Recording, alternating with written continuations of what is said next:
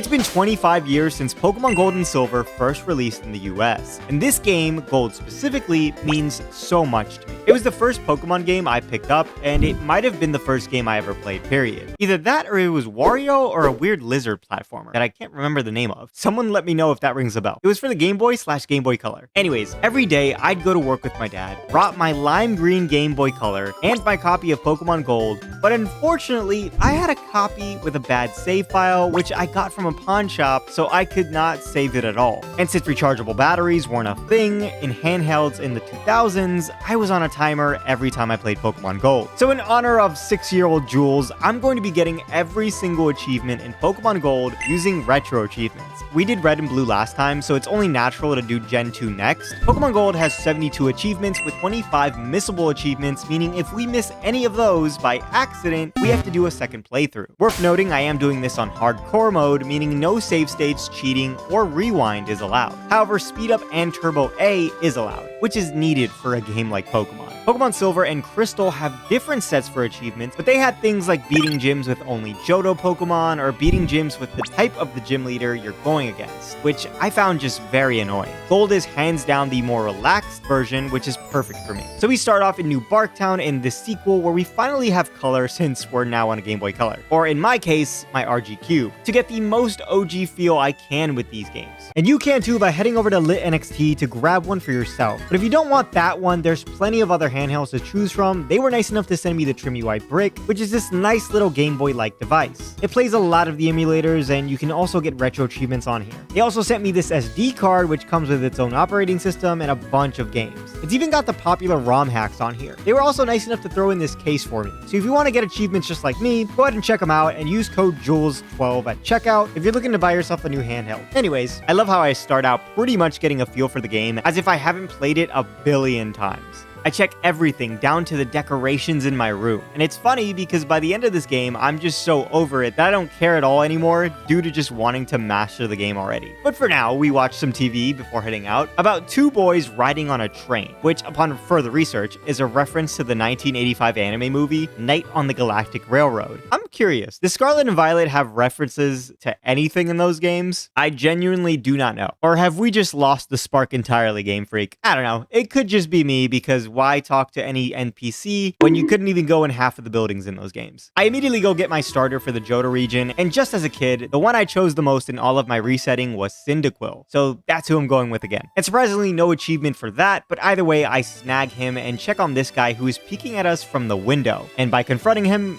we get socked in the face. This is teaching me that I should mind my business. But I won't, sir. From this day forth, you're my rival. From here, I head over to Cherry Grove, where it is now nighttime, which is a new thing in Gen 2, and I love the change in aesthetic with different times throughout the day. Although personally, I like the morning's color more. Once we do all those early game shenanigans, I take on our rival, who takes us semi-seriously and chooses the starter that's stronger than ours. No, seriously, he beat me first try because Totodile is superior, and that's why he's getting Omega, and you're not, sir. From there, we can finally get our first achievement, Be Nice, which is hilarious because I assume most people would call Silver mean names, which is totally justified. The guy's a jerk, but fine, I'll be nice and call him by my brother's name, Dylan. Now in Gold and Silver, you can have your mom save money for you, but we don't need to for any achievements, so definitely not doing that. I believe in Heart Gold, you would need to do that to get things like the scarf and stuff. Then we just get taught how to catch Pokemon by Shigaraki himself. What is with that deformed hand? Then I made a decision that I wouldn't catch Pokemon as I went on, as I don't think we'd have enough money for that, aside from a few here and there. But I did make sure to battle every single trainer on our journey, as we do need to defeat all 341 trainers in the game. This does not include rival fights, gym leaders, Elite Four, Lance, or Red. We get one achievement for 50% of Johto trainers,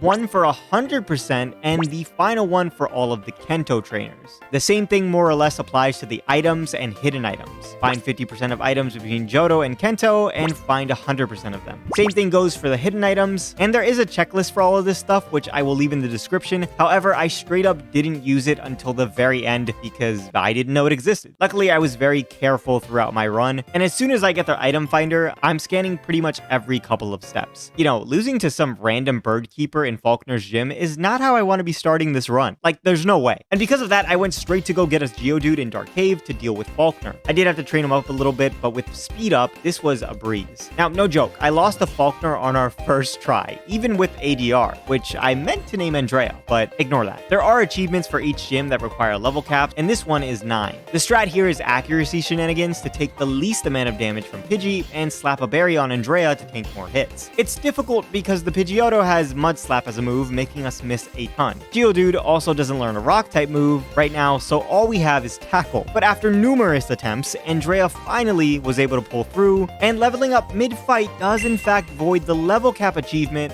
which it didn't do in red and blue, so I had to reset from my save as that is a missable. So I had the bright idea of going straight to the ruins of Alf, do some puzzles, and unlock the unknowns here because they have the move Hidden Power. From there, it was just figuring out which one had HP Rock or Ice or Electric, and yeah, that defeats Faulkner at level 8. 3 achievements down and only 69 to go. Giggity. Leaders will also give us their TMs, which counts for the 40 TMs we need to get for an achievement. We also get gift items such as the Miracle Seed after leaving Violet City, and there's 36 of those. Not too bad, actually. Before moving on, I did obviously go grab my favorite Pokemon ever, Mareep. I don't know why I love it, I just do. It's totally a nostalgia thing. But this guy helped me take down Lance in Heart Gold after many attempts, and I will cherish him forever. Pharaoh, welcome to the team. Would you like a Slowpoke tail? That sounds gross, sir.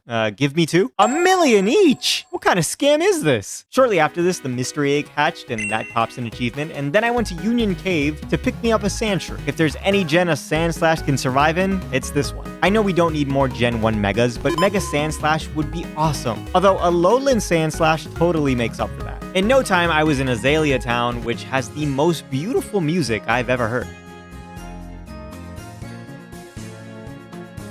And here we meet Kurt, an old man who makes Pokeballs for a living, but despite being an old man, can run this fast in an instant. This man was single-handedly going to take on Team Rocket Grunts with his bare fists. Respect. Hey, I can't even blame them for taking Slowpoke tails. Someone just tried to hustle me down the street for one of those. By defeating the Team Rocket admin, we get Rocket Slowpoke, and now we can take on Bugsy. This time, Andrea had a much better matchup thanks to Rock Throw, although she did have some help from B as she stun Spored Scyther. And this was basically done to not overlevel Andrea past the cap. And then Pharaoh came in to profit off that para. It was close, but Pharaoh actually ended up winning against that thing. And with that, we get Bug Catcher as well as Crawling on My Skin. Now, Geodude did level up past the cap there, but the reason I still got the achievement was because I think if it's the leader's last Pokemon, and you level up after killing the last Pokemon, it counts. But with Faulkner, we leveled past level 9 at Pidgey. So leveling up past the cap mid-fight kind of works, and it kind of does. Croconaws Gen 2 sprite is so good. Speaking of which, Quilava makes him look like a straight-up punk rocker. From here, we catch a little Farfetch for the charcoal guys and head through Ilex Forest where we get the tutor for Headbutt. Headbutt can be used outside of battle to, well, headbutt trees. And this is important because there's a lot of Pokemon that can only be found through this method. The hardest one of the bunch would be Heracross. So naturally, I decided it would be best to just have a Heracross on my team to avoid the frustration later on. Here's the thing about Heracross though. I was thinking, oh, he just spawns near Azalea, you know, because that's how you do it in Heart Gold, but that wasn't the case. As you can see from me getting Apom's here. See, finding Heracross in the tree isn't actually hard. The encounter rate, that is. But it's actually finding the specific tree that he's in because everyone's Heracross tree is different. It's based on your trainer ID, so there's no single spot you'll find it in. You have to search for the tree among certain routes. That means you might have a Heracross in Azalea Town, but I might have it right next to Violet City. This can take a pretty long time, and well, yeah, it did, because you essentially just have to keep headbutting trees and encountering Pokemon. You're also not guaranteed to even get a Pokemon to fall from the tree after each headbutt, and when you do, you still have to roll the percentage for Heracross. So you kind of just have to encounter a Pokemon about 5 times or so before moving on to the next tree. And luck was not on my side. Eventually, I did end up finding it on Route 31, and now it was just a matter of catching the darn bug. He's not the easiest to catch at this point of the game, with limited Pokeballs, and not even Ultra Balls. Once we did though, I named him Dim, and think Arceus, that's done early on. I made the mistake of accepting some trainer's number, and this would be Wade. And if you know anything about Gold and Silver, you don't accept the number from a trainer. They just annoy you like all the time. And unfortunately, I didn't notice and save. So now I'm stuck being Bugcatcher Wade's friend. Fuck me. And that's not the only time that this happened.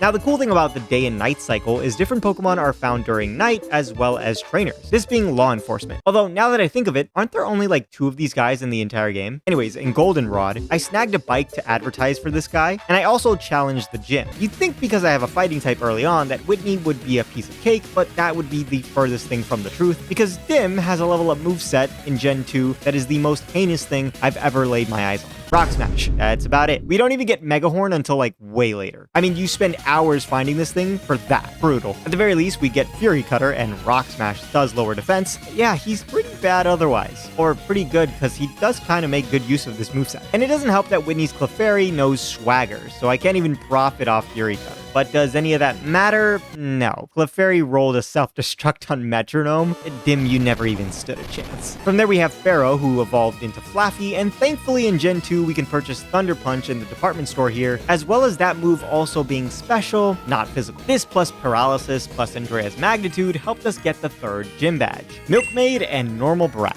I went to get the Sparrow with the mail, and that was an achievement in and of itself, which was nice to see. And it's cool because if you read the mail, it actually tells you that Dark Cave leads to another road for more exploration. And the internet was not prevalent at this time, so that was probably awesome to find out back then. Sudowoodo is a missable, so we have to catch him, and this is the only way to get Sudowoodo in the game. I then went back as I remembered I left an Apricorn with Kurt, and just by him making us a Pokeball, we get Kurt's balls. Wait, pause. Since we had Flash and Rock Smash, I decided to head to Dark Cave to handle that side of it, since there are trainers there. And Gen 2 is just as annoying as Gen 1 with the whole bag space thing, as well as searching through your PC boxes. Upon arriving in Ecruteak City, where the vibes are immaculate by the way, I head over to the Burn Tower to fight Dylan once more, and once we cook him, I head downstairs to activate the roamers. And this was going to be super annoying later on. They are missable since you can kill them, but the most annoying part is actually finding them and catching them. For now though, we don't have to deal with it, so I evolve Kefla here into Sandslash and take on Morty. And using Kefla, we can take some of his Pokemon out thanks to no abilities in this game. Gengar was a little annoying since it likes to put you to sleep and Dream Eater, however from a little luck from Smokescreen and Pharaoh's Thunder Punches, we do come out alive. I forgot to mention, I'm not using potions in battle as I do think they're a cop-out, at least until after the Elite Four. With that, we get Friendly Ghost and Nightmare. At this point in the game, I have the item finder, so I'm using it anywhere I go to not have to come back later and be lost on where the last couple of items are, although I'm not perfect and I'm sure I'll miss something. Union Cave has a path that leads to the ruins of Alph, and in this grass we can come across some rare Pokemon, as you can only find them here. That would be Natu and Smeargle. I actually wanted to use a Xatu, so that's why I came here now, and I named him Xatu. I know, I'm so clever. And of course I just caught Smeargle to not have to come back here later. I remember for some of these puzzles I let my wife do them since she loves puzzles and well she asked, and I couldn't figure it out for the life of me. There is an achievement for curing the Miltank, but I didn't know if I had enough berries at this point and was too lazy to go check, so I left that for later. Once I got to Olivine, I immediately left to go do another, or I guess I should say Andrea did another puzzle, because this one was confusing me more than the last one. I then remembered I had Surf, so I did everything there was to do in Union Cave as I was going to catch a Lapras for my main team. And that way again, I wouldn't have to come back here later. And the great news is date skipping doesn't mess anything up and we can do it freely without worrying about achievements. So I set my date to Friday as that's the only time Lapras appears here. And I think it's the only place to actually catch it as well. And according to its Dex entry, that confirms it. Apparently they're endangered and I'm part of the problem. Thanks for making me feel bad, Game Freak. I named her Harmony, fought a Vaporeon, and went straight back to Goldenrod to give one of my Pokemon a haircut. Dad got me a fade. He sure did. Now who wants some milk? This item down here, by the way, I could not find. I was struggling. Now before continuing the game, I did just hit up surf spots from before to snack some items, and after that was done, I went all the way up to the lighthouse to meet Jasmine and Amphi. And she directs us to Signwood City to get her medicine for Amphi as it is sick. And of course, as a fellow Ampharos lover, how could I say no? And on the way, I got the first achievement for fighting trainers in Johto. In Signwood, by getting the gift shuckle, that gives us an achievement, and like I said before, I am not perfect. I totally missed an item here, and it's in the rock right here. Regardless, we take on Chuck, who is a lot more slim here in Gold and Silver than in the remakes, and is a lot easier too. Karate Island and 1-inch punch. With that, we heal the Ampharos and take on Jasmine. Or not really. Johto's level scaling is horrible, as everybody knows, so her level cap is higher than Price's, which is why I went over to Mahogany first. The Lake of Rage has tons of items, so I took my time here searching everything before taking on the infamous Red Gyarados, which oddly enough is an achievement. Lance then introduces himself with all his aura, and after this I got to encounter my first roaming beast. Obviously I can't catch it in this moment, but this is big as Suicune registers in my Pokedex, allowing me to see what route it's on later to track it down. See, this right here is what I aspire to be. A man who doesn't give a single fuck about anybody's well-being with a Dragonite by his side. The Rocket Hideout is specifically important because the statues do count for trainers and are missable. Each statue sends 2 Rocket Grunts, and despite them being the exact same fight every single time, they are technically separate trainers. I also made sure to get every hidden item here, but of course I missed one that I'll get later. Once we clear everything out, I do catch Electrode to avoid evolving a Voltorb down the line. Price was pretty easy as we now have Harmony for Piloswine, and Flaffy just puts in work in Gen 2 with Thunder Punch.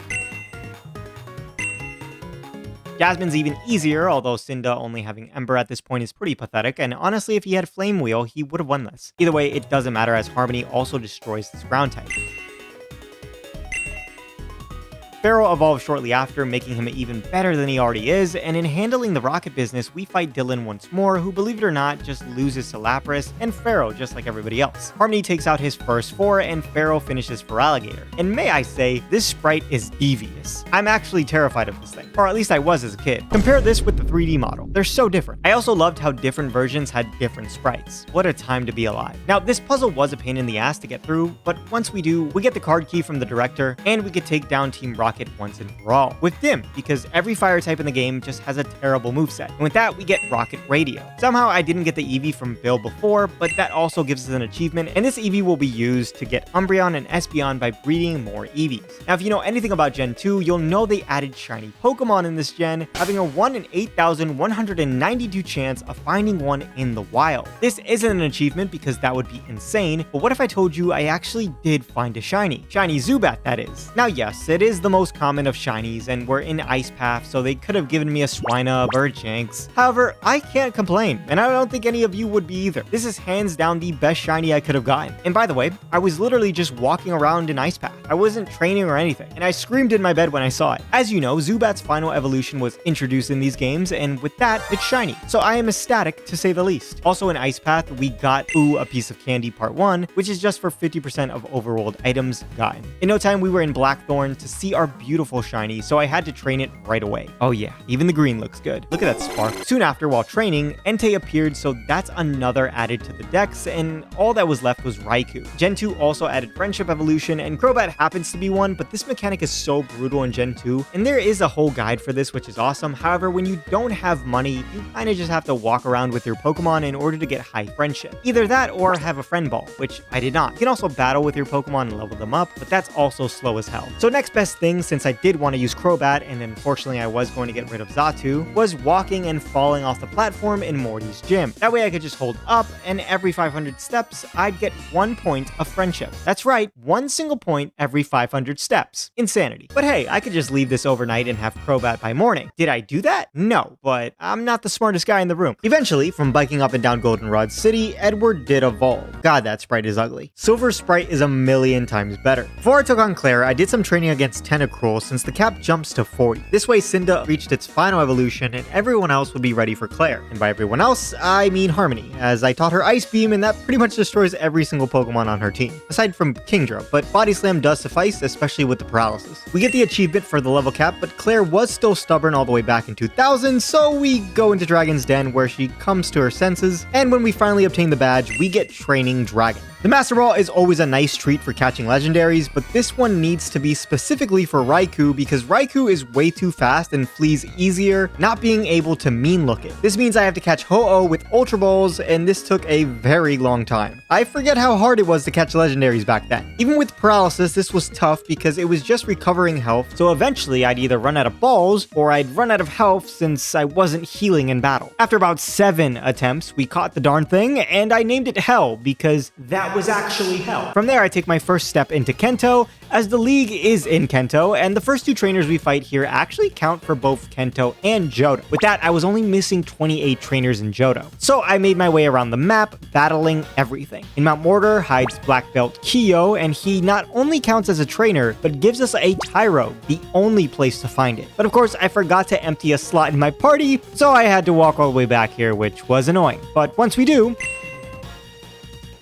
one of the more harder trainers to find are these 3 girls near the daycare. I didn't even remember that there was water here to surf to them. I still was missing a bunch of trainers though, and I had searched everywhere. But regardless, I trucked on routes 27 and 26 where we find this house that explains where all the weekly siblings are, which is great since now I don't actually have to look them up. But for now, I destroyed my rival once more and took on the first Elite 4 member, Will. There is no cap for the Elite 4 or Champion, however, the reason I'm so low level is because because caps still apply to Kanto, and the level scaling gets even worse there, with the lowest cap being Janine at level 39, meaning we're already above the cap. Wool was actually pretty difficult too, as his Slowbro was super tanky. I didn't have good answers for his psychic types, he killed 3 of my Pokemon, and Pharaoh was beat up by the end of it. However, it only gets easier from here, as Koga's poison types are insanely weak. Aside from, well, Fortress, since it's not a poison type, but Cinda took that on no problem. Crobat's good too, but Pharaoh's Thunder Punch is just superior here. Bruno is probably the worst of the bunch if you have a psychic type, that is. Hitmontop detected all of our flies, but did go down soon after. And Onix is a no-brainer for Harmony, and I'll never understand why they didn't just give him a Primate. As for Hitmonchan and Lee, Dim got swaggered and pulled through both confusions for an attack-heightened Earthquake, which was so hype. Machamp was his last Pokemon, and this sprite is menacing. The pose is, dare I say it, elite. Brother, this guy stinks! Not only is he tanky, but he looks tanky. And honestly, I think Pharaoh would have been able to kill it had it not been for that critical hit cross chop. But hey, at least Kefla got the finishing blow off. Karen was being a carrot and confused us, so Edward didn't win the 1v1. But yeah, in any other game, Dim is doing the work here. But we just don't have a good move, and he got confused. The good news was Cinda comes in here for the assist and makes quick work of Gengar before going down to Murkrow. A mere Murkrow. I know Honchkrow didn't exist yet, but it still hurt to see that. Lapras gets the revenge kill right after, and with Ice Beam, Vileplume didn't stand a chance. Alright, that's just bullshit. This unfortunate event makes it so that Harmony can't take on Houndoom, but again, at least Kefla could... Pharaoh, just show the team how it's done. And I don't mean against Karen, I mean against Lance. Gyarados is done on turn 1 as I switch into Dim on turn 2. We do get paired on the switch, and honestly, Dim is just fodder here. With a lucky Hyper Beam, Harmony Ice Beams on the recharge turn for an easy KO. The second Dragonite uses Thunder Wave again, and we just have to pull through here. Of course not. Lapras are fairly tanky though, so that Hyper Beam did less than half, and we freeze it to death the next turn. And we luck out once more as Cinda comes in on a Rock Slide miss, as well as living 1, so we can get smoke screens off. In the end, this didn't matter though, as Pharaoh is also tanky and lives a Hyper Beam, securing the KO. From there, he finally does go down to the final Dragonite's Hyper Beam, and this is actually great because all a Harmony needs to do is not get paralyzed. There we go, Harmony. She couldn't finish off Zard, but for the billionth time, Kefla gets the... well, actually, not this time. See, before Lapras went down, I got a nice Perish song off, so she's the reason Charizard fell. But Kefla's dig did stall for time, so I gotta give props where props are due. By defeating the Elite Four and Lance for the first time, we get Elite 5. And the charming end screen credit that I never got to see as a kid. By defeating the Elite Four, we also get to go straight to Kanto, and in order to do that, Professor Elm gives us the SS ticket. Now, before we head on to Kanto, I was only missing one hidden item for I'll Need My Glasses Part 1, and I happened to find it quick on Route 30. While we were here, I also snagged the EXP share from Mr. Pokemon, which will be so useful for grinding and completing my Pokedex. With the SS ticket, I aboard the SS Aqua, and make sure to battle every single trainer in here because on the first voyage on the SS Aqua, they're all missable, and they will not reappear. Getting off the boat, there are 2 hidden items in the water. These are only here when you first get off the boat, and they do not count. There are different trainers on the SS Aqua, depending on whether you go from Vermilion to Olivine or vice versa. I did all those real quick before proceeding. And worth mentioning, you can only go from Vermilion to Olivine on Wednesdays or Sundays, and vice versa on Mondays or Fridays. Once everybody's defeated, we get I'll Become Even Stronger Part 2. For battling every trainer in Johto, as they all count for Johto, with the ones when departing for Vermilion also count for Kanto. The next achievement I set out for was the weekly siblings. Like I said, thankfully date skipping doesn't mess with anything, so we get all of those no problem and get Calendar Man. After this, I wanted to hunt the legendary dogs, but in order to do that, I needed a Jinx. Jinx knows Lovely Kiss for sleep, as well as Mean Look so that they don't flee. Not only that, but Jinx is amazing for the Elite Four, comfortably taking on every single one of them once we level her up, which was hard, by the way. So much so that at first I needed 2 Jinxes, one with Thief and the other with Psychic, which I headed to Saffron for. As I said, by seeing these dogs, we can see where they are on the map. During all this time, I only ever saw Suicune though, and Entei, meaning I haven't seen Raikou once. But we'll worry about him in a bit. The way the roamers work is they appear on a route and will constantly move as you move routes, but the game will detect if you're going in and out of routes side by side. So I can't just go in and out of Ecruteak City until one of them appears on my route like I was doing here. So instead, we have to go from Ecruteak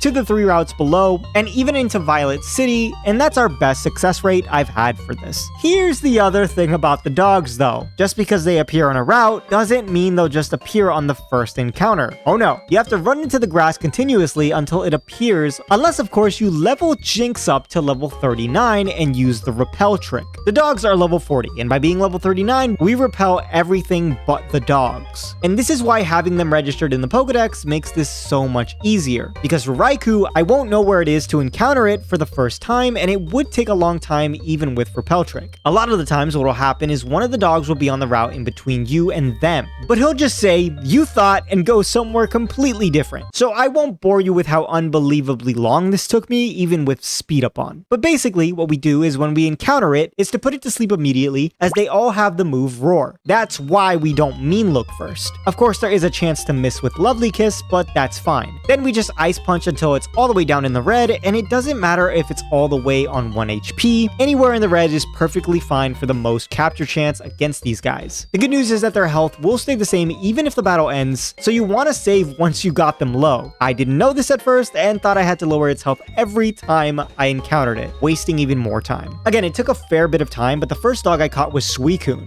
Then it followed by a lot of failed attempts against Entei. It just didn't want to get in the ball, as well as us missing Lovely Kisses immediately starting the fight. Either that or it would roar us away after waking up. Regardless, he as well succumbed to the Ultra Ball. Now, I feared Raikou would take me a long time, as I hadn't even laid eyes on it yet. And while it did take some time, I'd count myself lucky it was sooner rather than later. And once I did all that, all I had to do was chuck my Master Ball at it, and that's it, Runaway Trio. Which makes absolutely no sense, because what's stopping Raikou from just dodging and running away? Anyways, hands down, that is the hardest thing to do in Gen 2, so I am glad that is done with. I did start going around and catching a bunch of Pokemon thanks to having Jinx. Some notable ones to mention are Dunsparce, a 1% encounter in Dark Cave who didn't want to show his face, and same with Snubbull on Route 38, who can apparently flee? You know how long it took me to find that? I started doing E4 runs next with Jinx to fill out my Pokedex.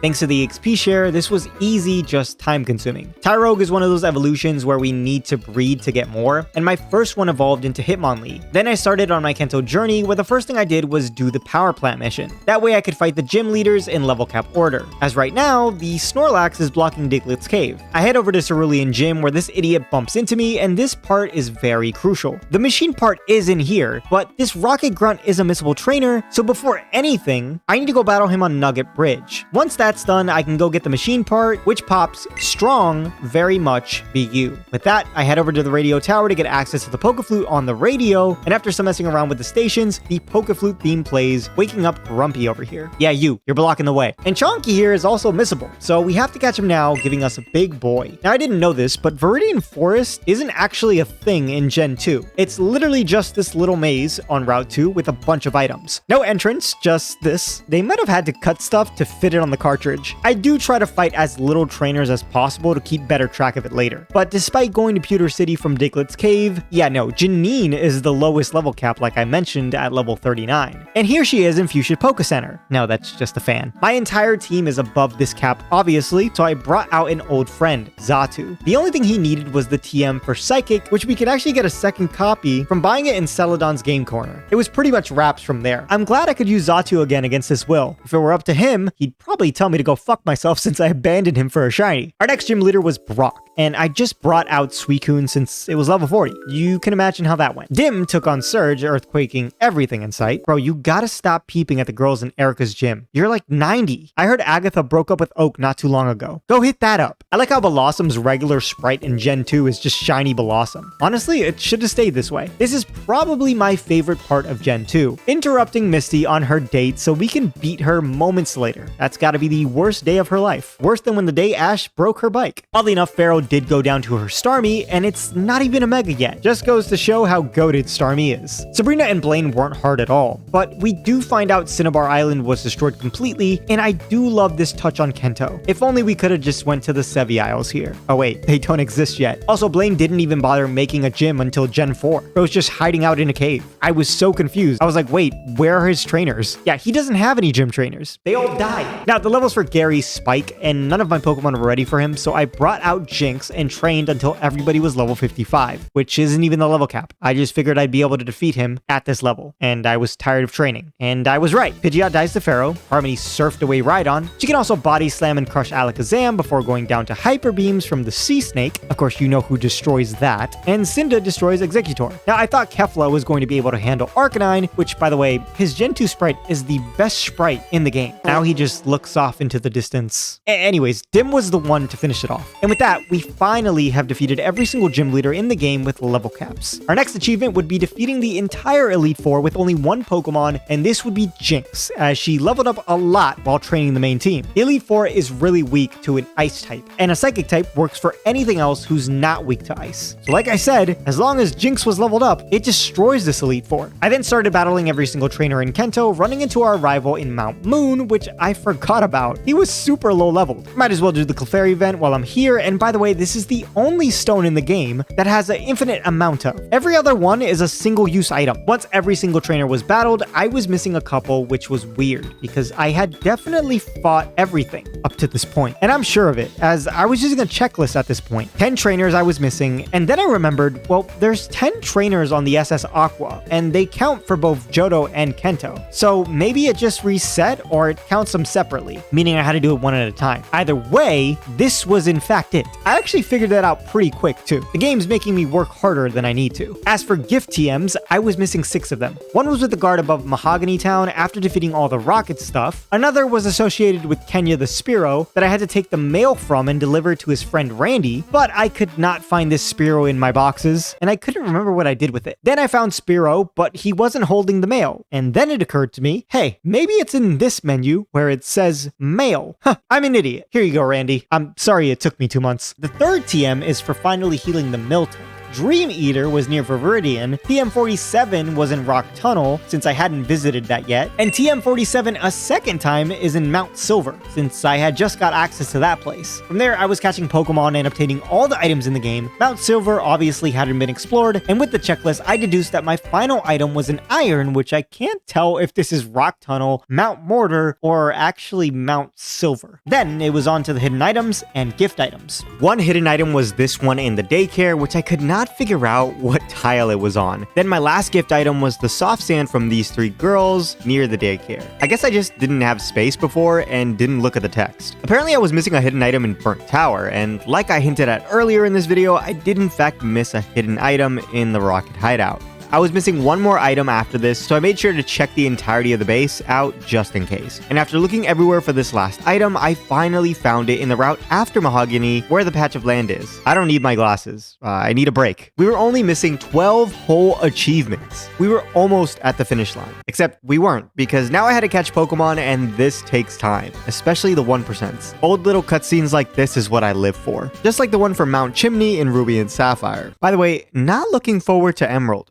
Those achievements are not only brutal, but there's a lot of them. Maybe I'll just do Ruby and Sapphire. Now, there are achievements for each trade Evo in the game, which is weird. I feel like they could have just grouped all these together, but whatever. I had to level Dratini into Dragonair for the last trade, which sucked, but not because of that. Because I didn't realize it needed to be a female Dragonair, specifically for the trade. Then I figured out I could just catch a level 40 Dratini or fish up a Dragonair in Dragon's Den. So I did that instead. A lot of wasted time, but that's Pokemon for you. That's a funny name for the achievement, because who would realistically do this trade? With all those trades done, we had 6 achievements left. I'm getting tired of this game. First, I got done the 2 hardest evolutions in the game, that is both the pseudos. Then I did this very annoying thing of breeding everything I needed to breed to get certain Pokemon. These would be all the baby Pokemon and Eevee. I also needed to show Bill's grandpa a bunch of Pokemon, and by doing so, he gives us evolution stones. He gives us 1 of each, and it's the only way we can get these stones. Meaning for our Pokedex, I could only get 1 Water Stone evolution, 1 Leaf Stone evolution, and so on. Aside from, of course, the Moonstone. By showing Bill's grandpa all the Pokemon he wanted to see, that's an achievement popped, and I started hunting every single unknown, which surprisingly wasn't too bad at all. I was dreading this for no reason at all. I still hadn't fought Red since he's super high level, but I figured I'd give it a shot anyways. Kefla took on Pikachu since it couldn't do anything to us. Kefla did get obliterated by a Solar Beam, but Cinda finally had Flamethrower in his arsenal, and since Venusaur needs 2 turns to get off Solar Beam, yeah, let's just say he couldn't get it off. enough. Oddly enough, Cinda did live a Psychic from Espeon, which I didn't think he would, but from there, a Surf from Lapras drowned the cat. I guess they are based off real animals. As for Snorlax, I used Perish Song as Harmony herself perished, and Dim would make easy work of Snorlax, but again, we're in Gen 2, so he didn't even live 2 turns. I really thought stalling until Perish Song got the best of him would do it, but that was not the case. I guess the AI in Gen 2 is smart enough to notice Perish Song and switch out into another Pokemon. At this point, it was looking grim. Pharaoh was the only Pokemon I had left, and while he was basically my true ace, I was terrified. He did best Charizard with Thunder Punch, but Snorlax was still alive and is a special beast, and Blastoise was still in the back.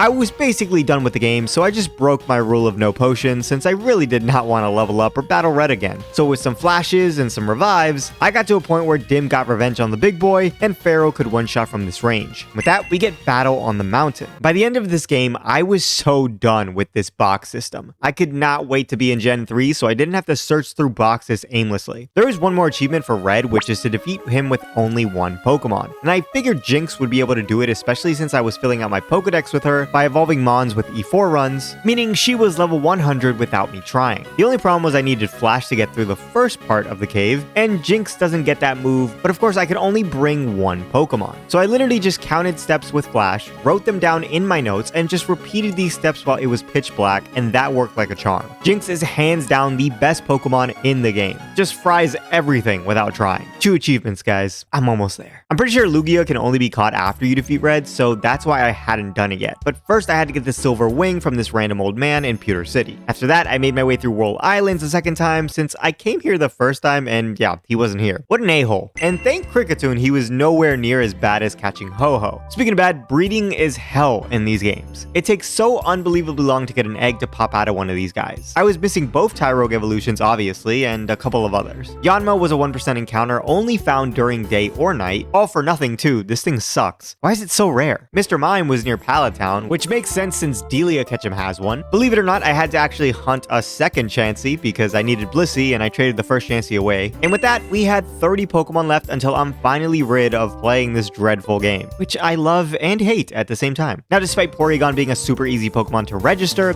it was a little annoying because it was 9,999 coins exactly, and I couldn't just buy the coins at the end of it because the game corner only sells 50 or 500 coins at a time. So I actually had to play for coins, and it was not letting me win. There's some bugs exclusive only to the bug catching contest in National Park. This would be the Weedleline, Pinsir, and Scyther, as well as technically Sunflora or Blossom, since this is the only place we can get a Sunstone, which I completely forgot about. Which reminds me, this stone also has an infinite amount since you can win it by getting first place. I completely forgot about this. Ekans is a strange one because apparently you can't find it in the wild. You have to purchase it from Goldenrod's game corner. Don't know why that's like that. Luckily, my second Tyrogue evolved into Hitmontop, meaning Hitmonchan would be super easy since all I had to do was feed it irons. We did have 3 friendship evolutions left, but these were way easier than Crobat because you can just buy vitamins to make Pokemon happy. In other words, you can buy happiness. I knew it. It only takes like 500,000 Pokédollars, and with all those E4 runs, I definitely had enough money to do this. Since I still had Pokemon to level up, I made sure not to leave every friendship Evo till the end, as the cap for money wouldn't go over 1 million. Finally, I only had 3 Pokemon left to get every achievement in Pokemon Gold. Umbreon again was easy, Slowbro was easy, being a level up evolution, and Weezing was our final Pokemon to level up. And with that, guys, I did it. I have mastered Pokemon Gold once and for all. God, I don't want to touch Gen 2 for generations. According to RetroAchievements, this took me 2 months and a half. This isn't consecutively, as I do leave the game on, so it's definitely a lot less, but technically I did start 2 months ago. I'd say it took me like a good month, but I am so glad to be done with it, and on to Gen 3 we go. Let me know any other RetroAchievements you'd like me to do.